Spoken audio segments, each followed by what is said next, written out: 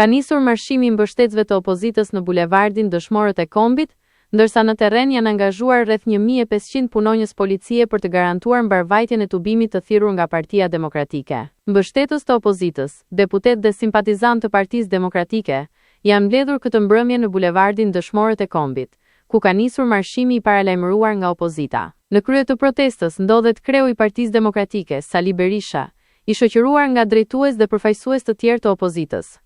Ndryshe nga protestat e mëparshme, këtë herë organizatorët kanë paralajmëruar se nuk do të ketë fjalime politike, por vetëm marshim përgjatë bulevardit. Për mbarvajtjen e tubimit, policia e shtetit ka angazhuar rreth 1500 efektiv, të shpërndarë në pika të ndryshme të kryeqytetit.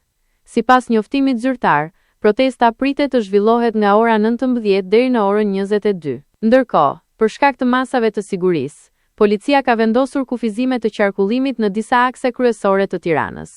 Lëvizja e automjeteve është bllokuar në segmentin e bulevardit Dëshmorët e Kombit, nga zona e njohur si Ura e Dajtit deri në rrugën Ismail Qemali, si edhe në disa rrugë lidhëse pranë qendrës së qytetit. Autoritetet u kanë bërë thirrje qytetarëve të shmangin lëvizjet në këto zona dhe të përdorin akse alternative deri në përfundim të protestës.